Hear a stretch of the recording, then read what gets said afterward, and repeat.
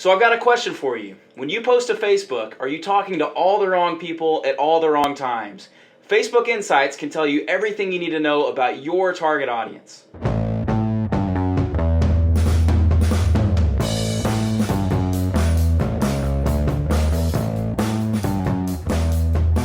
Hello, I'm Dr. Kyle Fagala from Germantown, Tennessee, and on today's episode of the Digital Orthodontist, we're going to be talking about the 3 things you need to know about Facebook Insights. So the first question would be, what's Facebook Insights? Facebook Insights are very integral to understanding who your audience is, who you're speaking to, and the types of posts you need to be posting and when. So let's take a look at Facebook Insights real quick together on our computer. Alright, so here we are on my Facebook page for Saddle Creek Orthodontics, and you can kind of see across the top that you have your basic tabs, and the one that we're interested in today is Insights. And so you're going to click on Insights, and we want to talk about the 3 things you need to know about Facebook Insights. So we're going to talk about 3 different tabs. We're going to talk about the Overview tab, the Post tab, and the People tab, and you can learn a ton about your page and your audience on these 3 locations. So the Overview tab, let's look at that. What we can see is over the last 7 days, who's looking at your page.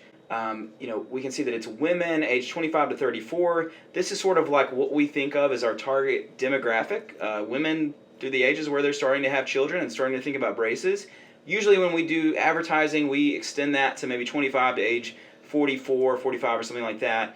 You can see also that they're most commonly using mobile devices. So if you're posting to Facebook with desktop in mind, you're probably not focusing on the audience that you need to be focusing on. So you can see that 71% of users are using a mobile device. You can see page views and video views, you can see reach and engagement and likes and everything else you need to see at a glance. You can also see your 5 most recent posts and see what kind of reach they've gotten, what kind of engagement they've gotten. You can see obviously you're going to have some good posts, you're going to have some not as good posts. And you can see also when you pay to boost posts, kind of what the reach is for those. And so again, you can see a lot at one glance.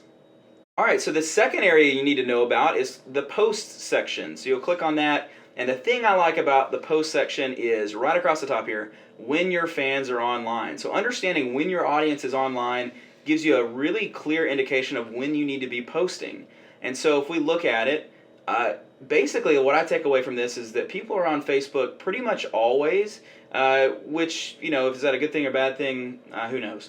But you can see that the worst time to post would probably be about 3 o'clock in the morning. That's when the fewest number of people are online. But then throughout the regular working day and on into the night, people are just on Facebook pretty much all the time.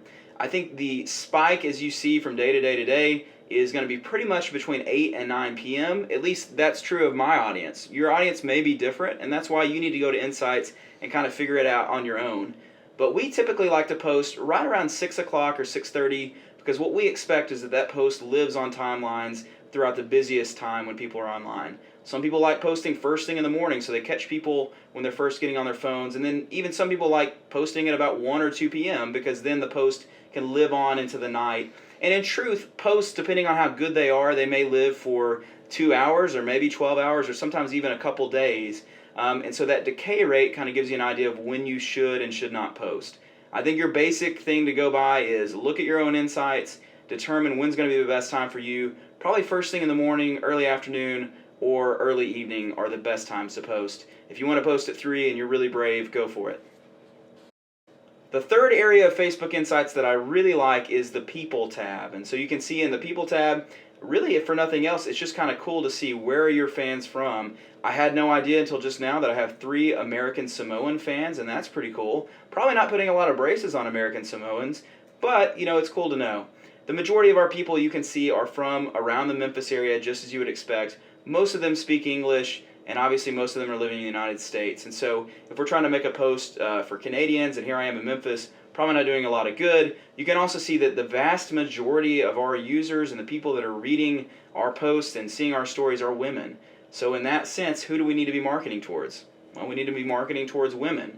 And then what age group do we need to be marketing towards? Well, the majority are in that 25 to 34-year-old bracket. You can see the next most common is 35 to 44, and so for us, that's how we develop what our core demographic is, and our core demographic is from about age 25 to age 44, which is common sense. That's just what you would expect. These are women who have children that may be looking for braces.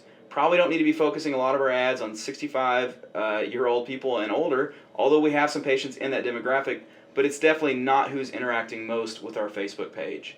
So obviously there's a lot more about Facebook Insights than what we covered today, but these are the 3 most important things that I think will help you understand your audience better. So try it out. See how Facebook Insights help you improve the way that your posts perform on your social media channels. I think you'll find that you'll do a lot better once you understand who you're talking to and when they're online and what they're using to view your content. Next week we'll be back with more tips from the Digital Orthodontist. Thanks so much for watching. If you've not subscribed to us yet, please go visit neoncanvas.com/The Digital Ortho and follow us there. Have a wonderful one. We'll see you next week.